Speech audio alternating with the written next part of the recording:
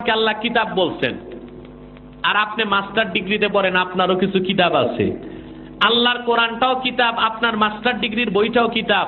কিতাব বলার কারণে কি আল্লাহর কিতাব আর আপনার কিতাব এক বললে ঈমান থাকবে? আরে হারামজাদা ওহাবিরা, শুনে রাখলাম আযহাবিরা, মুহাম্মদ সাল্লাল্লাহু আলাইহি ওয়াসাল্লাম মানুষ, আমরাও মানুষ, তাই বলে মুহাম্মদ সাল্লাল্লাহু আলাইহি ওয়াসাল্লামকে আমাদের মতো মানুষ বলা যাবে না। আমরা আব্দুল্লাহ, মুহাম্মদ সাল্লাল্লাহু আলাইহি ওয়াসাল্লাম নবিউল্লাহ। বাইতুল্লাহ ঘর, তোর ঘর ঘর, এই জন্য বাইতুল্লাহ আর তোর ঘর এক নয়। আল্লাহর কোরআন কিতাবুল্লাহ কিতাব, আর তোর মাস্টার ডিগ্রির কিতাব কিতাব বলে এক নয়।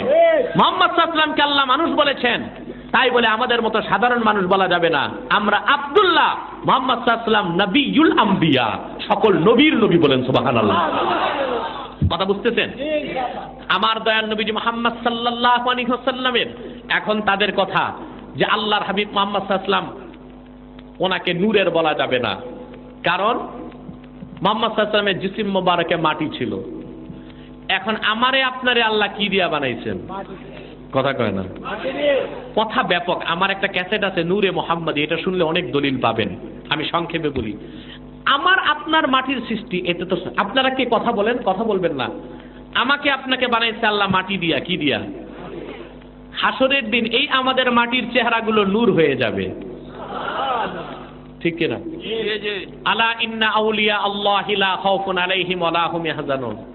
এই আয়াতের ব্যাখ্যায় ইবনু কাসির সূরা ইউনূসের 62 নম্বর আয়াতের ব্যাখ্যায় লিখেছেন, ইবনু কাসির কে?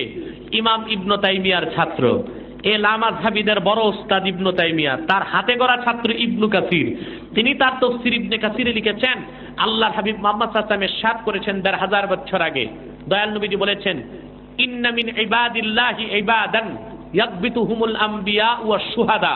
কাল কিয়ামতের দিন আমার উম্মতের আল্লাহর কিছু বান্দা এমন থাকবে যাদের দেখে দেখে পূর্ব জমানার নবী আর শহীদগণ ঈর্ষা করতে থাকবে। সাহাবায়ে কেরাম বললেন, তারা কারা? আল্লাহর হাবিব বলেছেন, উজুহুহুম নূরুন আলা মানাবিরা মিন নূর। তাদের চেহারাটা হবে নূর, দাঁড়াবে নূরের মিম্বরের উপর। সুবহানাল্লাহ বলবেন না? তা আমি আর আপনি আল্লাহর হাবিবের সাধারণ উম্মত যদি আল্লাহর ওলি হইয়া হাসরে দাঁড়াইতে পারি, আমাদের মাটির চেহারাটা নূর হয়ে যাবে। তাহলে যিনি নবী কামলিওয়ালা মদিনাওয়ালা মুহাম্মদ সাল্লাল্লাহু আলাইহি ওয়াসাল্লাম, ১৫০০ বছর আগে ওনার জিসিম মোবারকটাকে কি আল্লাহ নূর বানাই দিতে পারেন নাই? কথা বলে না। এটা একটা আকলি দলিল দিলাম, হাদিস যথেষ্ট আছে। নবী আমার মুহাম্মদ সাল্লাল্লাহু আলাইহি ওয়াসাল্লামের নূরকে আল্লাহ সৃষ্টি করেছেন আদম সৃষ্টির ১৪,০০০ বছর আগে। মুহাম্মদ সাল্লাল্লাহু আলাইহি ওয়াসাল্লামের জিসিম মোবারকে যে নূর ছিল, সেটা যে মাটি ছিল, সেই মাটিটাও সাধারণ মাটি ছিল না। আল্লাহর হাবিব মুহাম্মদ সাল্লাল্লাহু আলাইহি ওয়াসাল্লামের জিসিম মোবারকের জন্য মাটি আল্লাহ নিয়েছেন মুহাম্মদ সাল্লাল্লাহু আলাইহি ওয়াসাল্লামের জান্নাতুল ফেরদাউসের টুকরা রওজা শরীফেরই মাটি। অতএব জান্নাতের মাটি আর দুনিয়ার মাটি তো এক।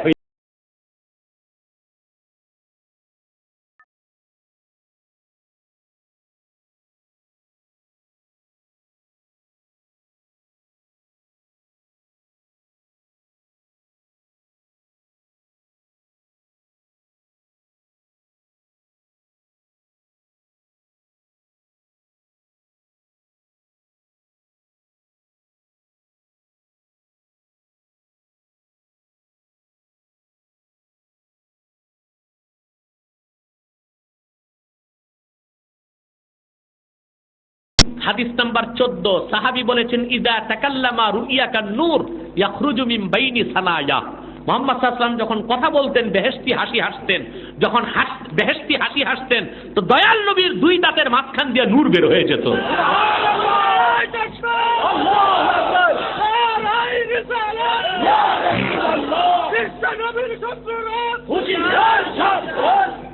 বন্ধুরা আমার, বন্ধুরা আমার, ভালো করে খেয়াল করবেন, কথা বুঝতেছেন আমার? তাহলে কি বোঝা গেল? আল্লাহর হাবিবের দাঁতটাও নূরের ছিল বলেই নূর বের হইত, ঠিক কিনা? আসেন সহিহ হাদিস, একেবারে আমি ১ লাখ না ১০ লাখ টাকার চ্যালেঞ্জ করলাম, এই লামাযহাবী বাটপারগুলো বলে নূরের ব্যাপারে সহিহ কোনো হাদিস নাই। আমরা বলি নূরের ব্যাপারে কিছু মওযু হাদিস আছে, মওযুটাকে বাদ দিব আমরা, জয়ীফটাও দরকার নাই আমাদের, সহিহ হাদিসটাকে তো মানতেই হবে।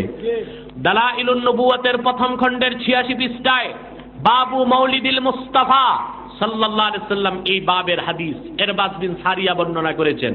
ওয়া আনিল ইরবাদ ইবনে সারিয়া রাদিয়াল্লাহু তাআলা আনহু আন্নাহু قال قال سمعت رسول الله صلى الله عليه وسلم يقول إني عبد الله وخاتم النبيين وإن آدم لمنجدل في طينته وفي آخر الحديث أن أم رسول الله صلى الله عليه وسلم رأت حين وضعته نورا أضاءت له كسور الشام।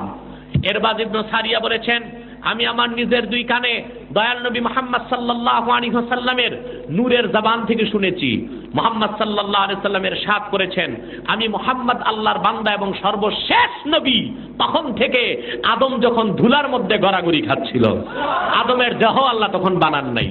এই হাদিসের শেষ ইবারতে এসছে দয়াল নবী মুহাম্মদ সাল্লাল্লাহু আলাইহি ওয়াসাল্লাম ১৫০০ বছর আগে হযরতে আমেনা রাদিয়াল্লাহু তাআলা আনহার পবিত্র রেহেম মোবারক থেকে যখন তাশরিফ নিয়েছেন মক্কা শরীফে, মা আমেনা দেখেছেন আল্লাহর হাবিব দয়াল নবী মুহাম্মদ সাল্লাল্লাহু আলাইহি ওয়াসাল্লামের নূরের জিসিম মোবারক থেকে একটা নূর বের হয়েছে ১৫০০ বছর আগে।